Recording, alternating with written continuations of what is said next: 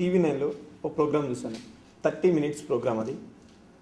ఆ ప్రోగ్రాంలో నేను టీవీ చూసే టయానికి టీవీలో బాంబే 2090 సంవత్సరంలో బాంబే మహానగరం ఉండదు అని విన్నాను. బాంబే మహానగరం, కలకత్తా, చెన్నై 60% ఆఫ్ సిటీస్ మొత్తం పోతాయి. బ్యాంకాక్, థాయిలాండ్, టోక్యో, ఇంగ్లాండ్ లాంటి మహానగరాలు 2090 నాటికి ఈ మహానగరాలు ఉండవు అని విన్నాను. వెంటనే టీవీలో యాడ్. వెయిటింగ్, క్యూరియాసిటీ, ఏమైంది, అంతకుముందు ఏమైందో నాకు తెలియదు, తర్వాత ఏమవుతుందో నాకు తెలియదు. ఒక 10 మినిట్స్ తర్వాత, maximum 5 to 6 minutes add complete అయిన తర్వాత వెంటనే ద్వారకా నగరం అనేది ఒకప్పుడు ప్రజెంట్ భూమి కింద ఉంది సముద్రంలో అని పూర్తిగా చూపించారు.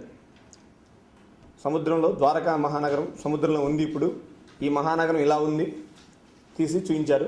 టోక్యో నగరం, టోక్యో ఇప్పుడున్న కొత్త నగరం కాకుండా పాత నగరం. ఆ నగరం పేరు పూర్తిగా నాకు కొంచెం నగరం పేరు చెప్పలేకపోతున్నాను. అది ఆ నగరం కూడా ప్రజెంట్ మహాసముద్రం కిందనే ఉంది. సముద్రం కింద ఆ నగరం ఉంది. ఇలానే జరుగుతూ పోతే కొన్ని రోజుల తర్వాత కొన్ని నగరాలు ఉండవు.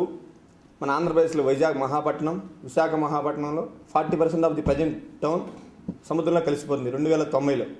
ప్రస్తుత సైంటిస్టుల లెక్కల ప్రకారం 2090 మహానగరం మ్యాక్సిమం కొన్ని సిటీస్, బాంబే అయితే ఇప్పుడున్న సిటీలో 70 to 80% క్లోజ్ అయిపోతుంది.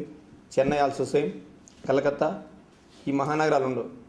దేనికి ఉండవు అని క్లోజింగ్ అయిపోయే వరకు చూస్తే ప్లాస్టిక్ వాడటం వల్ల, పర్యావరణం హాని జరగడం వల్ల సముద్ర మట్టం పెరిగి ప్రతి సంవత్సరం ప్రస్తుతం సముద్ర మట్టం 5 మీటర్లు పెరుగుతుంది.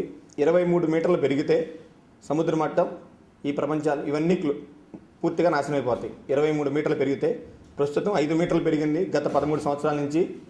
23 మీటర్లు పెరిగితే పూర్తిగా ఇలాంటి మహానగరాలు పూర్తిగా మునిగిపోయి మనం 2090 నాటికి మునిగిపోయే ఛాన్స్ ఉందని విన్నాను. అందరూ ప్లాస్టిక్ వాడకం తగ్గిస్తే మంచిదని నేను అనుకుంటున్నాను.